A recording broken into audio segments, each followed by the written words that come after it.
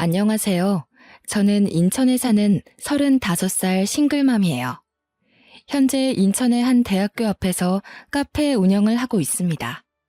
이것저것 해보고 싶은 마음에 유아동복 쇼핑몰도 함께 운영하고 있답니다.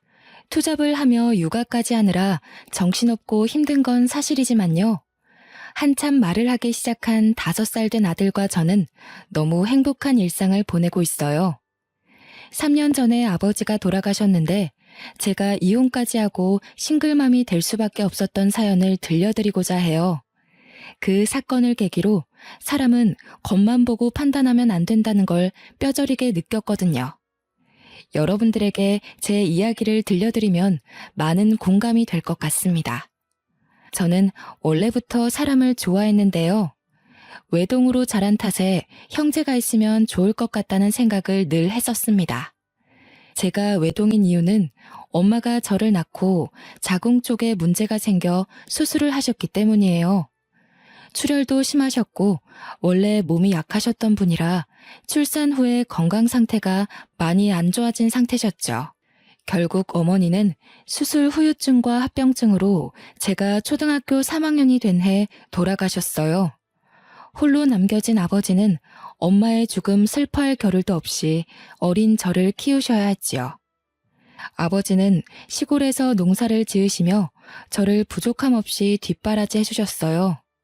1만 평 정도 되는 논에서 쌀농사를 지으시고 깨, 배추, 감자, 고구마 등 없는 게 없었죠.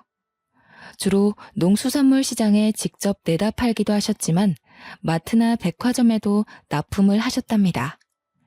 유기농으로 키우신 작물들이고 좋다는 입소문이 난 덕분이었죠.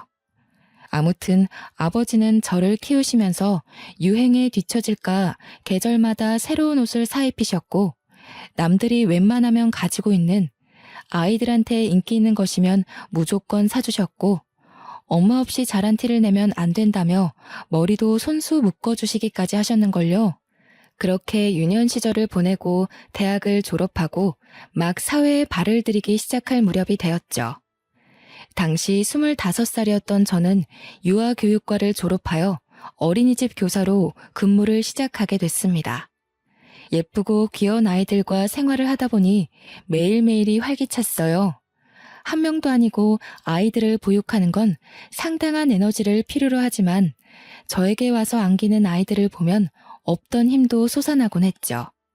어린 나이에 남의 애를 돌보는 게 쉽지 않은데 잘 챙겨주신다며 학부모들 사이에서도 제 평판은 좋았습니다. 어린이집 교사로 근무한 지 2년쯤 되었나? 어느 날 같이 근무하던 동료 교사가 소개팅을 주선해주겠다고 하는 겁니다. 모임에 갔다가 휴대폰을 하는데 우연히 제 사진을 본 지인이 소개시켜달라며 졸랐다는 거예요. 저는 아직은 연애할 생각이 없어 한사코 거절했죠. 선생님은 지인이 사람 됨됨이가 좋고 무엇보다 인물이 훤칠하다며 칭찬을 아끼지 않았죠. 아이 참, 한 선생, 진짜 좋은 사람이라니까. 내가 보장해. 어차피 이제 좋은 사람 만나서 슬슬 결혼 생각도 해야 하지 않아? 내 체면 봐서라도 제발 한 번만 만나주라. 내가 자신 있게 오케이 했는데 안 나가면 내 체면이 말이 아니잖아. 응? 아, 선생님, 제가 그렇게 말씀드렸는데도 먼저 소개해 주신다고 말을 해버리면 어떡해요.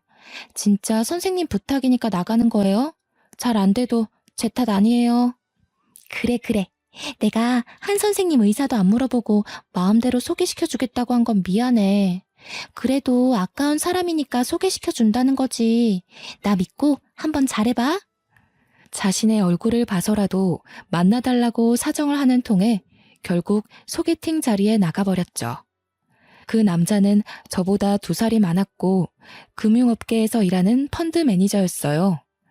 주선자의 말대로 훤칠한 키와 준수한 외모, 번듯한 옷차림새, 누구나 좋아할 법한 있어 보이는 훈남형 스타일이었습니다. 솔직히 잘생긴 외모에 첫눈에 반했던 저는 연락처를 주고받고 적극적으로 대시했어요. 나중에 들어보니 남편은 솔직한 심정으로 제가 마음에 들지 않았었다고 해요. 아니 글쎄, 먼저 소개를 시켜달라고 졸랐던 적도 없다는 겁니다. 같이 근무하던 선생님이 워낙 말이 많으시고 활발하셨거든요. 그래서 중간에서 의사소통이 좀 덜 됐나 보다 하고 대수롭지 않게 넘겼어요. 처음에 남편은 적극적인 제가 부담스럽다며 만남을 거부하기도 했고요. 그래도 저 나름 인기 있는 여자였거든요. 학부모들 사이에서 평판도 좋고 좋은 선자리도 많이 들어왔었는데 무슨 생각에서인지 아이들과 함께하고 싶다는 생각에 다 거절했었거든요. 솔직히 자랑하자면 저 어디 내놔도 기죽은 외모는 아닙니다. 어디 가서 못생겼다는 말을 들어본 적 없는데 남편은 저를 그렇게 많이는 좋아해주지 않았어요. 아무튼 저의 적극적이고 끊임없는 애정 공세로 남편은 알겠으니 그만하라며 저를 만류할 정도였어요. 결국 저의 끈기에 두 손 두 발을 든 남편과 몇 번의 데이트를 즐긴 뒤 그렇게 저희는 연인 사이로 발전하게 됐죠. 바로 이 사람이 이혼한 전 남편이고요. 연애한 지 1년 반쯤이 지났을까? 남들과 싸우기도 하고 여행도 하며 알콩달콩 보통의 연애를 했죠. 둘 다 결혼 정년기이기도 했고 마음도 잘 맞는 것 같아서 결혼을 약속했습니다. 긴장된 마음으로 예비 시댁으로 인사를 가게 되었습니다. 예비 시어머니가 저를 반갑게 맞아주셨죠. 아이고, 우리 아들 왔어? 아가씨 잘 왔어요. 오는데 불편함은 없었죠? 수혁이가 무뚝뚝한 구석이 있어서 데리고 살아줄 여자가 있을까 했는데 아가씨가 짠 하고 나타났네요. 안녕하세요. 처음 뵙겠습니다. 수혁 씨랑 만나고 있는 한지영이라고 합니다. 저를 살뜰히 맞아준 시어머니를 보고 참 좋으신 분이구나 하고 생각했습니다. 하지만 그건 저의 큰 오산이었어요. 저녁 식사를 마치고 차를 한잔하는데 회사에서 걸려온 업무 연락으로 예비 남편이 잠시 자리를 비우게 되었죠. 그러더니 시어머니의 표정이 갑자기 돌변하는 게 아니겠어요? 그래, 직업이 어린이집 교사라고? 월급은 얼마나 받니? 결혼하면 일을 그만두고 내조에 전념해야 하는 건 알지? 그게 아내 된 도리지. 남편을 하늘같이 모시고 살아야 된다고. 내 귀한 아들 데려가니 그 정도는 해야 하지 않겠어? 네? 죄송하지만 어머님, 일을 그만둘 생각이 없는데요. 저는 제가 하고 있는 이 일이 좋고요. 만족하며 다니고 있는 직장이에요. 결국 그 말은 내 말을 거역하겠다는 거니? 이 버르장머리 없는 년. CM이 될 사람이 이렇게 해라 하면 고분고분하게 네 해야지. 어디서 못 배워먹은 티를 내는 거니? 너희 집에서 그렇게 가르치던? 어머님, 지금 저 처음 뵙는데 방금 그 말씀은 조금 심하신 것 같아요. 사과해 주셨으면 합니다. 저희들 문제니 제가 알아서 할게요. 그래, 이제야 본색을 드러내는구나, 이 나쁜 년. 너 두고 보자. 혹시라도 수혁이한테 나랑 대화한 거 말하면 너 죽고 나 죽고야. 알겠어? 처음 마주쳤을 때 인자하시고 다정한 모습의 시어머니는 온데간데 없고 며느리를 잡아먹지 못해 안달난 그저 아들을 뺏긴 엄마의 모습만 남아있었죠. 처음 보는 사람한테, 그것도 며느리 될 사람한테 저렇게 대놓고 막말을 하다니. 태어나서 처음 겪는 상황에 어떻게 해야 할지 답이 안 나왔습니다. 저는 당황해서 어쩔 줄 몰라 삐질삐질 땀을 흘리고 애꿎은 손가락만 만지고 있을 뿐이었어요. 통화를 끝내고 돌아온 남편이 내일 출근해야 한다며 늦었다며 집에 데려다 주겠다 했죠. 남편의 손을 잡고 현관문을 나섰습니다. 아까 잘 먹는다며 챙겨줄 테니 가서 먹어라 하고 파전을 챙겨주시며 웃으며 조심히 가고 연락하겠다는 예비 시어머니의 말에 저는 등골이 오싹했죠. 표정은 그게 아니었거든요. 이 일을 남편에게 말해야 하나 고민하며 며칠 밤을 지새웠죠. 결국 저 혼자 덮고 가면 시끄러울 일 없겠다 생각하고 큰일 앞두고 소란 피우기 싫어서 바보같이 아무 이야기도 꺼내지 못했네요.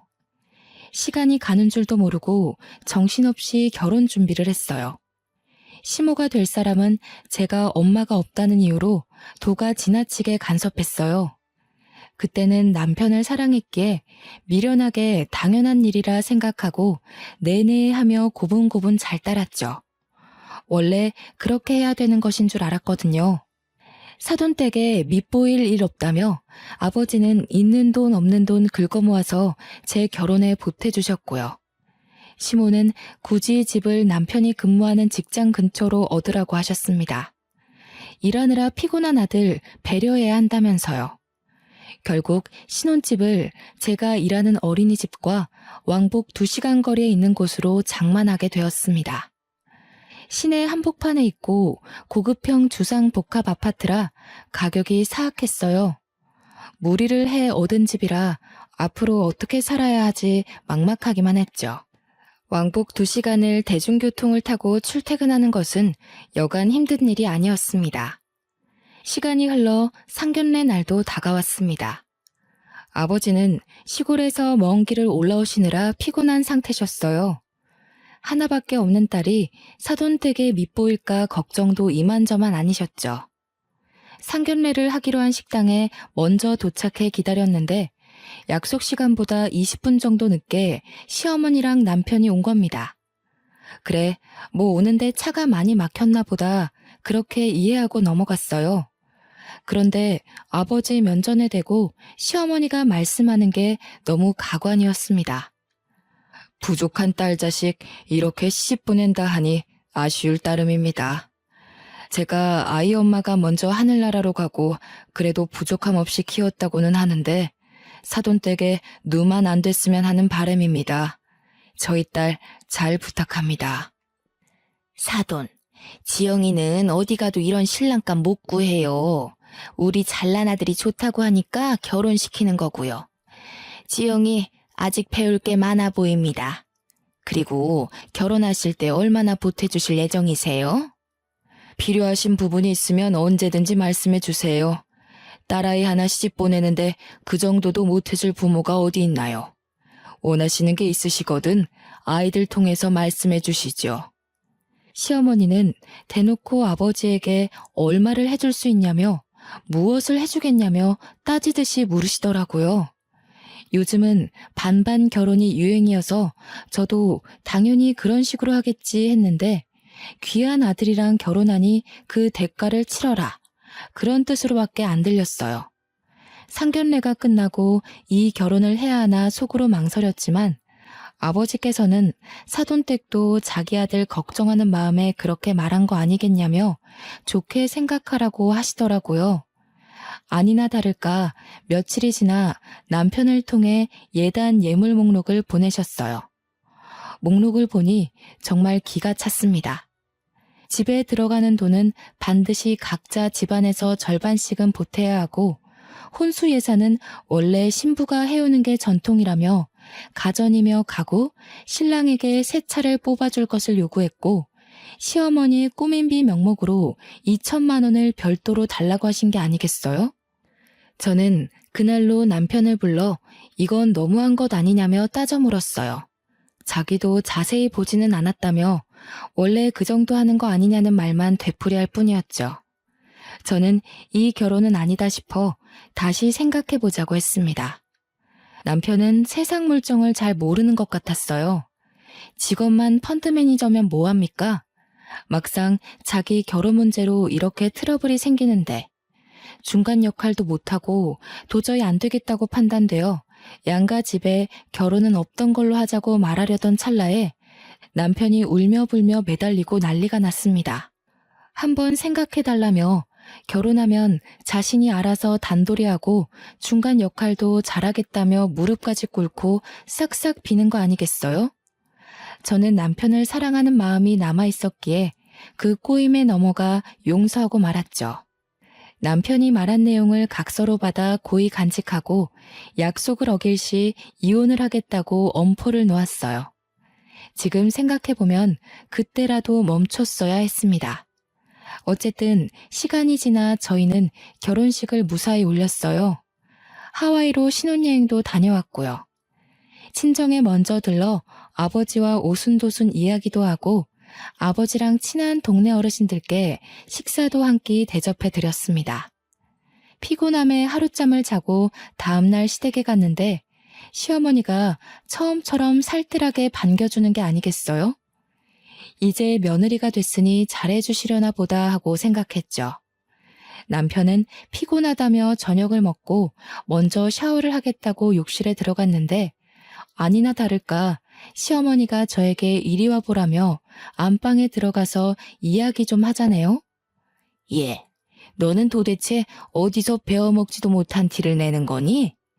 신혼여행을 다녀왔으면 당연히 시댁에 먼저 와서 인사를 하는 게 도리 아니니? 그리고 선물이 고작 이 가방 하나야? 너는 도대체 날 뭘로 보고 이딴 취급을 하니? 시어머니 가방요? 제일 유명한 명품 브랜드에서 거금을 주고 산 한정판이에요. 축의금 신혼여행에 보태 쓰라며 주신 용돈을 탈탈 털어 제일 먼저 산 게 그 가방입니다.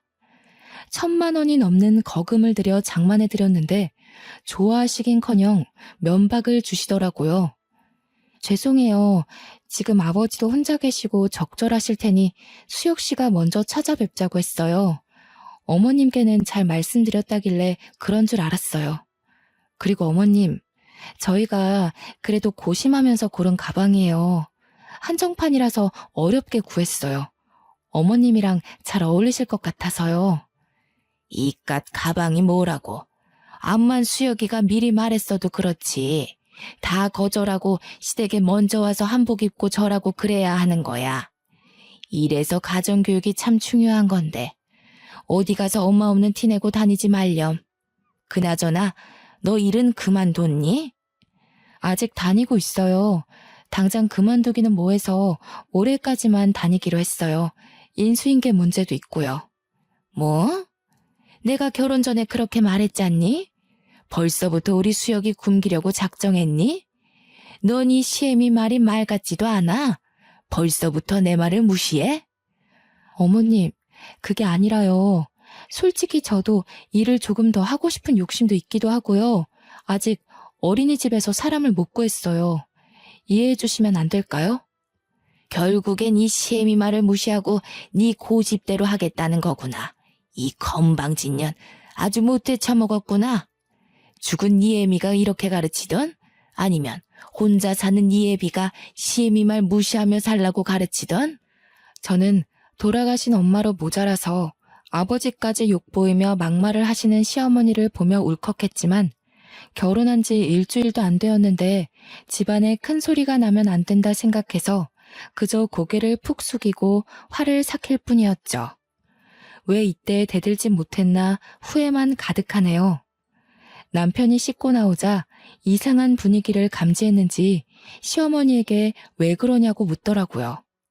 시어머니는 저를 걱정하는 표정으로 바꾸더니 신혼여행 다녀와서 애가 피곤한 것 같다고 데리고 들어가서 쉬라고 이야기하시는 겁니다. 그런 시어머니의 이중적인 모습에 겁도 났고 소름이 돋았죠. 그렇게 신혼을 즐길 새도 없이 우리에겐 아이가 찾아왔어요. 임신 후 컨디션이 많이 좋지 않은 탓에 결국 일하기로 한 기간을 다 채우지 못하고 퇴사를 하게 됐죠. 일을 그만두고 집에서 살림하면서 퇴근하는 남편을 열심히 내조했어요. 하지만 저도 임신을 해서 그런가 감정 기복도 심하고 허리와 다리가 너무 아팠거든요. 남편은 일이 바쁘다는 핑계로 아침에 일찍 나가 밤늦게 들어오기 일쑤였어요. 저는 자연스레 혼자 밥 먹고 혼자 무언가를 한다는 것에 익숙해지기 시작했죠. 그런데 아무리 정성스런 내조를 해도 남편은 저에게 고맙다는 말 한마디를 하지 않았어요. 이제 와서 생각해보면 왜 그런 대우를 받고도 바보같이 버티고만 있었나 싶네요. 그 와중에 시어머니는 이중적인 면모를 보이셨어요. 참 여전하셨습니다. 남편 앞에서는 임신한 며느리를 살뜰하게 챙겨주는 착한 시어머니 코스프레를 하더라고요. 아들 앞에서 휙휙 돌변하는 시모의 모습에 기가 차서 할 말을 잃었습니다. 자리에 남편이 없는 걸 확인하고는 잔소리와 설교는 물론 폭언까지 서슴지 않고 내뱉으셨죠. 예, 임신했어도 허리를 곱게 펴고 있어야 아이도 곱게 자란단다. 그리고 너 아무리 임신했다고 남편 밥 굶기면 안 된다.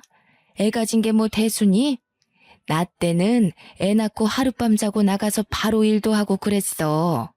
여자는 응당 그렇게 해야 되는 거야. 어디서 못 배운 티 내지 말고 이 시애미가 가르쳐줄 때 잘 새겨들어.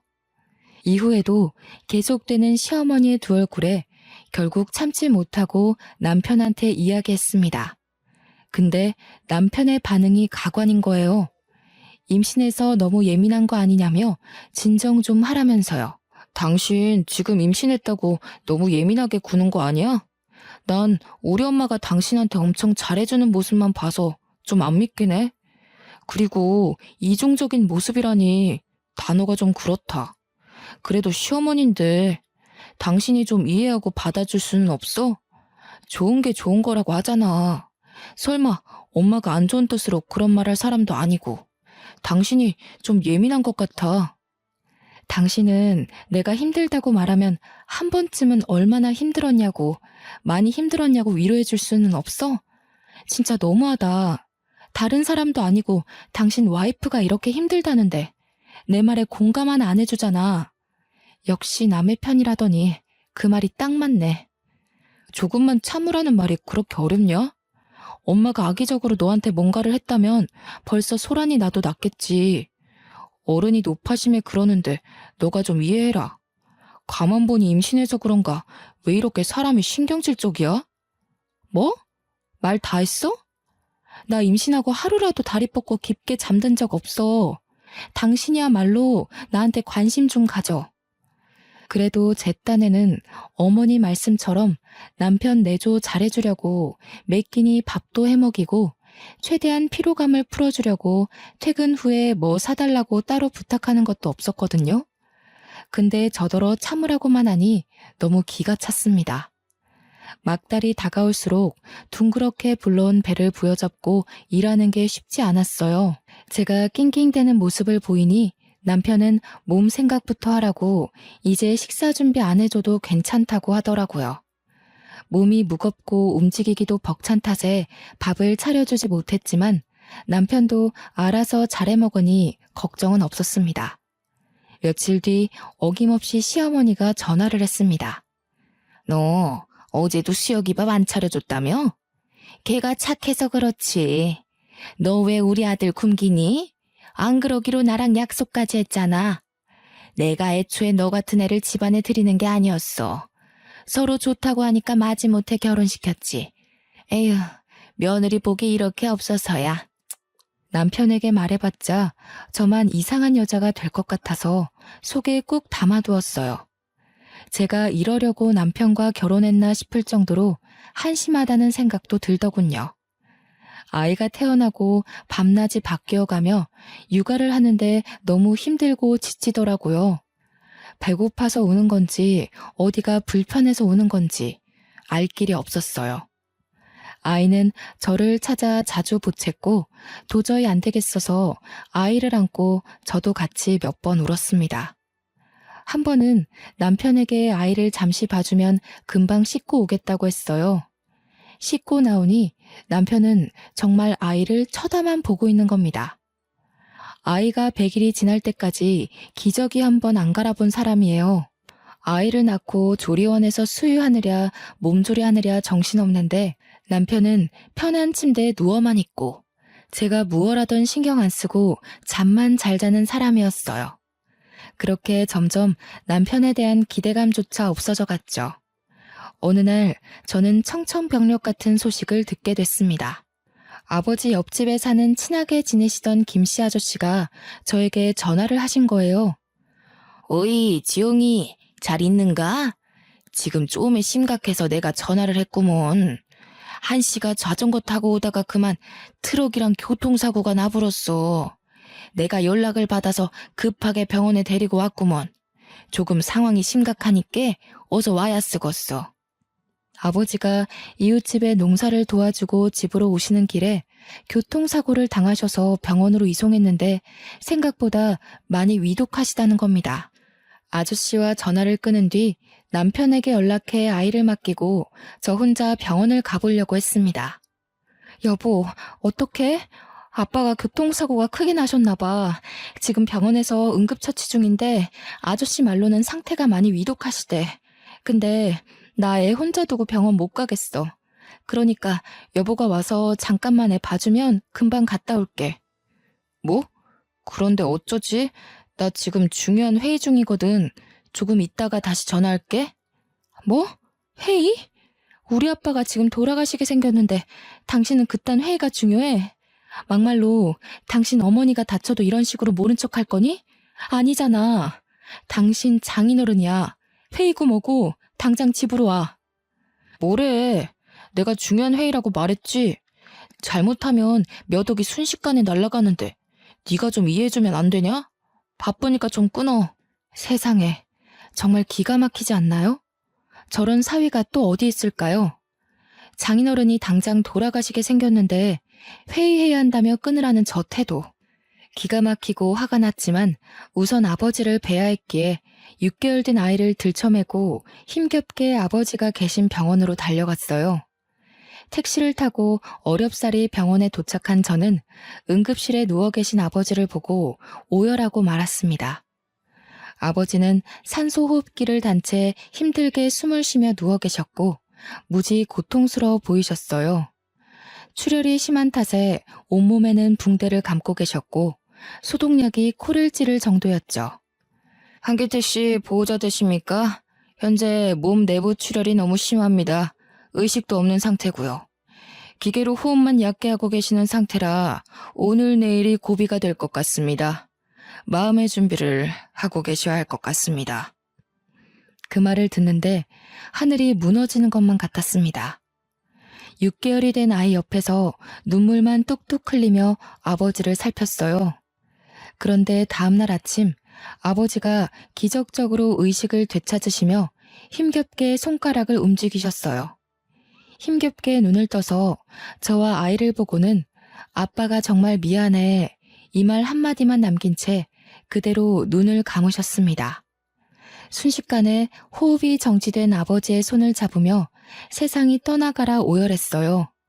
옆에 서 있던 아저씨도 저를 토닥여 주시며 함께 눈물을 흘려주셨습니다. 여보, 아빠 조금 전에 돌아가셨어. 당신이 여기로 와줘야 할 것 같아. 정말 미안한데 나 급하게 출장을 가야 해. 이번 투자건이 정말 중요하거든. 외국 바이어들과 미팅도 해야 하고. 그래서 일본으로 일주일 정도 갔다 와야 할 것 같아. 미안하지만 장인어른 장례식엔 참석 못할 것 같은데. 뭐? 그게 무슨... 내 말 제대로 들은 거 맞아? 당신 장인어른이 돌아가셨다고. 그런데 어떻게 사위가 안 와?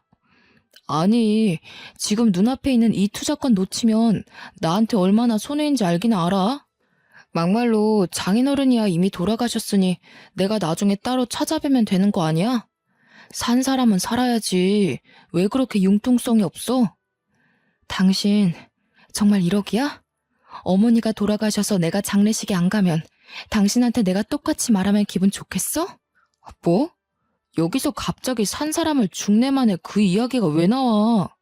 우리 엄마랑 장인어른이랑 같아? 아무튼 나 지금 당장 출장 갈 준비해야 돼. 바빠 끊어. 중요한 거라니까 이 사람이 자꾸. 진작 이혼을 하지 않고 살던 것이 정말 후회가 됩니다.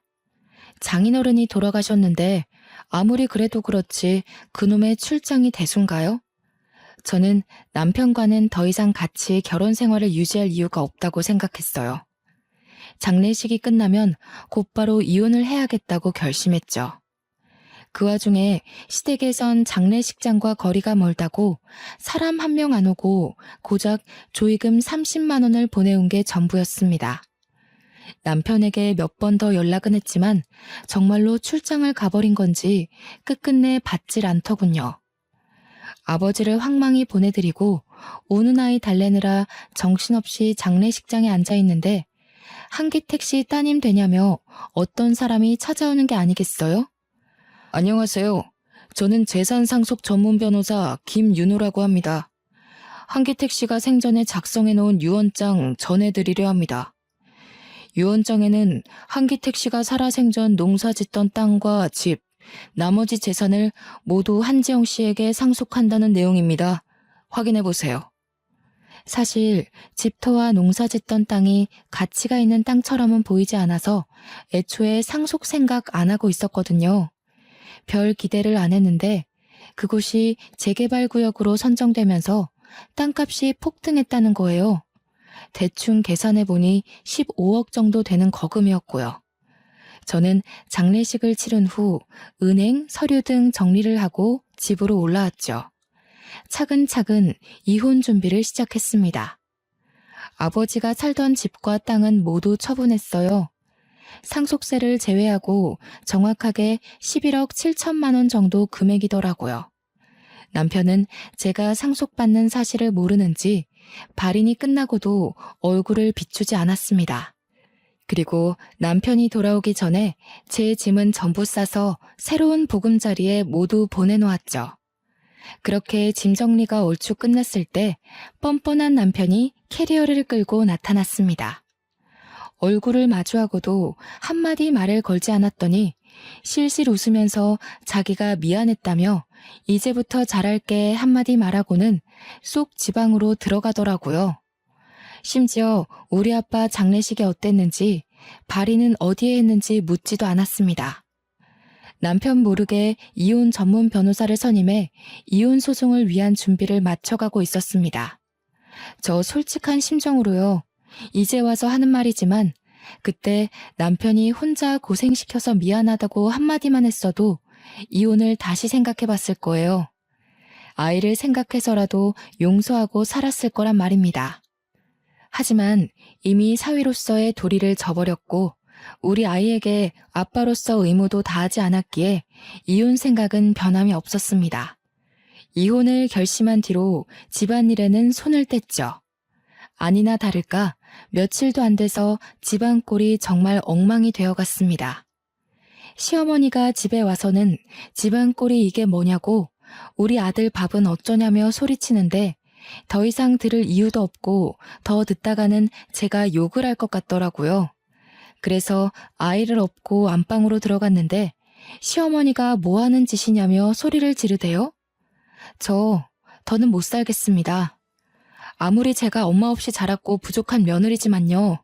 이런 취급을 받으며 살 수는 없어요. 아빠 노릇도 못하는 남편 뭐하러 수발하며 사나요? 저 이제 남편 필요 없으니까 직접 끼고 살면서 아들 밥 챙겨주던 알아서 하세요. 아이고 머리야. 저년 말하는 뽐새 좀 봐라.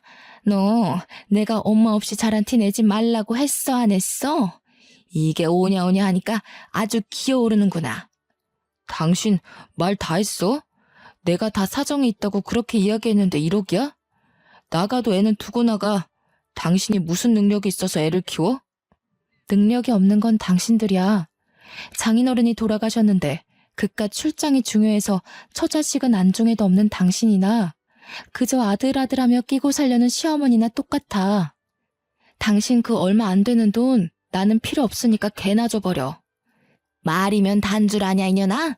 가진 것도 없는 것 거둬줬더니 배은망덕하게. 네가 돈이 많으면 얼마나 많다고 그 난리야. 애비가 죽고 남겨준 유산이라도 있다든? 시엠이랑 남편 두고 집 나가면 잘 살 것 같니? 이 시건방진년. 말 다 하셨어요? 못 배운 티 내는 건 어머님이세요. 네, 저 유산 상속 받았어요. 아빠가 돌아가시면서 남겨주신 재산이 있더라고요. 저랑 지호 둘 다 평생 놀고 먹고 살 수 있는 돈이니까 신경 끄세요. 시어머니와 남편을 무시하고 집을 나서려던 그 순간 제 머리가 뒤로 획 젖혀지는 게 아니겠어요? 시어머니가 뒤에서 제 머리채를 잡았기 때문이었죠. 너 이대로 나가면 우리 아들 이혼남만 되잖아. 네 따위가 귀한 아들 혼사길 망쳐놓으려고 작정을 했구나. 아줌마, 한 번만 더 내 몸에 손대기만 해봐. 절대 가만 안 있을 줄 알아. 당신도 폭행죄로 고소해서 깜빵에 쳐넣어줄 테니까. 어디 한 번 더 해봐. 그리고 당신 아들이 이혼남 되는 게 나랑 무슨 상관인데? 나 이제 당신 며느리 안 할 거야. 아직도 내 말 못 알아먹어? 역시 머리에 든 게 없으니까 이해도 느리지? 아, 당신 어쩌냐? 너네 엄마 머리 회전 느려진 거 보니까 곧 요양병원에 모셔야겠다. 숨도 쉬지 않고 속에서 하고 싶었던 말을 내뱉어 버렸습니다. 그리고 시어머니와 남편을 있는 힘껏 밀치고 제 집으로 건너왔습니다. 며칠 뒤 남편은 저에게 끊임없이 연락을 해왔습니다. 유산 상속받은 걸 왜 이야기 안 했냐며 혼자 잘 먹고 잘 살 생각이냐며 소리치길래 아직 정신을 덜 차렸나 보다 하고 생각했죠. 제가 갖고 있는 재산 때문인 건지 남편은 갑자기 다시 한번 생각해보자는 말을 하더라고요. 저도 당장 이혼 소송을 하고 갈라설 수 있었거든요. 근데 이대로 끝내면 아쉬울 것 같아 한 방 먹여줘야겠다 생각했어요. 남편은 아니나 다를까 제가 상속받은 재산이 목적이었죠. 속에서 열불이 나 당장이라도 얼굴을 죄다 쥐어 뜯어버리고 싶은 심정이었어요. 남편은 그동안 자기가 미안했다며 다시 화해하고 잘 살아보자고 웃으며 이야기하는 겁니다. 다 같이 잘 살아보자는 의미로 투자권을 제시하겠다는 이상한 말을 하면서요. 저는 일단 알겠다고 하고 일부러 화해하는 척을 했죠. 사실 회사에서 추진하고 있는 새로운 투자건이 있는데 여기가 대박이거든? 자기가 여윳돈이 있으면 내가 추천하는 종목에 투자를 해주면 안 될까? 나 믿고 투자하면 몇 배로 불려줄게. 5억만 있으면 돼. 나 투자해본 경험도 없고 그런 거 함부로 할 생각 없어. 뭘 믿고 거기에 내 돈을 투자해야 해? 그것도 5억을? 그 돈이 땅 파면 나오니? 지영아, 나 한 번만 믿어줘. 내가 그동안 너한테 못할 짓 많이 했지만 이건 확실하다니까? 이번 일 성공하면 우리 돈방석에 앉는 거야. 돈 걱정 없이 살 수 있다고. 저는 마지못해 알겠다고 말을 했더니 다음날 잘 타던 차를 1억 넘는 외제차로 바꾸는 겁니다. 5억을 투자하면 자신이 상당 부분 커미션을 받기로 한 건지 투자 계약서는 아직 쓰지도 않았는데 두 부녀는 김칫국을 원샷 때려버린 거죠. 심지어 지엄마한테 명품백까지 사주고 멀쩡하게 굴러가던 가전제품을 전부 새로 바꾸고 다니더군요. 눈치채셨겠지만 투자한다고 말만 했지 실제로 돈을 주지도 않았을 뿐더러 끝내버릴 생각이었어요. 투자금을 주기로 약속한 날이 다가올수록 저는 이를 갈고 있을 뿐이었죠. 그 와중에도 시어머니는 아들 카드를 신명나게 긁으며 명품관에 돈을 뿌리고 다니더라고요. 그렇게 보름 정도의 시간이 흐른 뒤 저는 돈봉투 대신 이혼 서류가 담긴 봉투를 던졌어요. 돈봉투가 아닌 이혼 서류가 담긴 봉투를 보자 이게 뭐냐며 노발대발하는 겁니다. 저는 차분히 마음을 다잡고 이야기했죠. 그동안 곰곰이 생각해봤는데 당신과 나는 여기까지야. 이혼 서류에 도장을 찍던 사인을 하던 알아서 하고 거기에 적힌 주소로 다음 주까지 보내. 뭐? 이혼 서류? 당신 이게 지금 뭐 하는 짓이야? 설마 지금까지 날 갖고 논 거야? 나한테 투자금 주기로 했잖아. 지금 장난하는 거지? 저기요. 투자금이고 뭐고 다 필요 없고 나는 모르는 일이야. 이제 서로 볼 일 없는 사이 아닌가? 위자료로 거하게 물고 싶지 않으면 닥치고 도장이나 찍어. 버틸 수 있으면 버텨보던지. 오래 못 갈 것 같지만. 아니, 얘, 이게 도대체 무슨 소리니? 투자를 못하겠다니. 너 왜 말을 바꾸는 거야? 둘이 다시 잘해보기로 한 거 아니야? 그리고 투자해주기로 했으면 마땅히 해야지. 이제 와서 발을 빼? 아줌마, 제가 그쪽 투자를 왜 해줘야 되지? 설마 내 재산 탐내시는 건가? 그렇게 원하시면 조의금으로 보내셨던 돈 30만 원 돌려드릴게요. 그거 말고 저한테 한 푼이라도 쓰신 적 있어요? 없죠? 그럼 아줌마도 잔말 말고 제 인생에서 꺼져주세요 좀. 이게 이제 돈 좀 생겼다고 시애미까지 잡아먹으려고 작정을 했구나. 그래, 너 돈 좀 생겼다기에 어떻게 구슬려서 등골 좀 빼먹으려고 했다. 그게 왜? 잘난 내 아들 데려갔으면 그 정도는 각오했어야 하는 거 아니니? 저는 그나마 다행인 게 시어머니가 저에게 했던 폭언들을 빠짐없이 녹음해 놓은 게 신의 한 수였죠. 그리고 남편은 이미 이혼 사유가 넘쳐 흐를 정도라서 소송에선 제가 유리했습니다. 남편은 돈이라도 달라며 애걸복걸 하더라고요. 투자한다고 선입금 받은 걸 당연히 제가 돈을 준다 생각하고 흥청망청 쓴 거죠.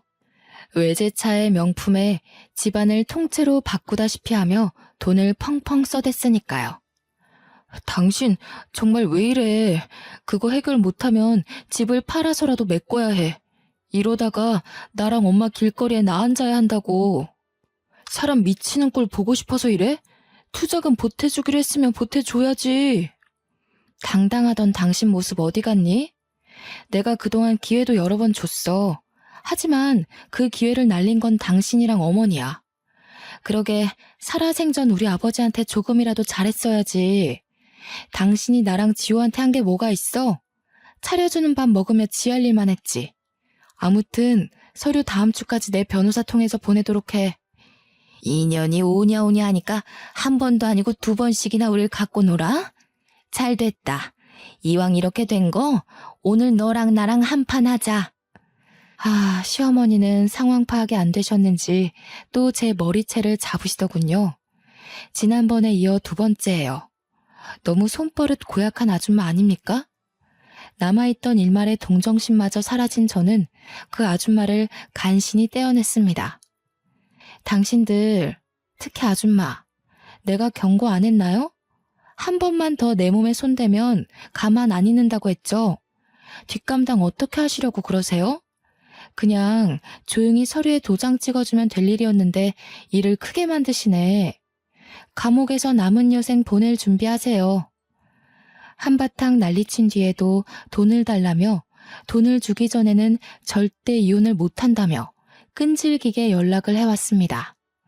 저는 변호사를 통해 통신 제한, 접근 금지 신청, 주거지 접근 금지 신청을 해버렸어요. 정신적 피해 보상을 포함한 2가지 소송을 진행한 상태고요. 더 이상 연락할 길도 없어지고 금전적인 여유가 사라진 시댁은 도와달라며 사정에 사정을 했죠. 솔직히 그 아줌마랑 아들내미가 내 앞에 무릎까지 꿇고 싹싹 빌길래 마음이 좀 약해질 때도 있었는데요. 그래서 위자료 좀 받고 합의 이혼으로 끝낼까 고민도 살짝 했었네요. 시어머니가 며칠 싹싹 빌더니 제가 미동도 없자 마지막까지 저를 괴롭히더라고요. 이 악마랑 싸워도 이겨먹을 년 같으니 너를 애초에 집안에 들이는 게 아니었다. 여자가 잘못 들어오면 3대가 망한다더니 딱 그 꼴나게 생겼네. 재수없는 것. 너네가 앞으로 어떻게 사나 두고 볼 거야. 아줌마, 아직 정신 못 차리셨나 봐?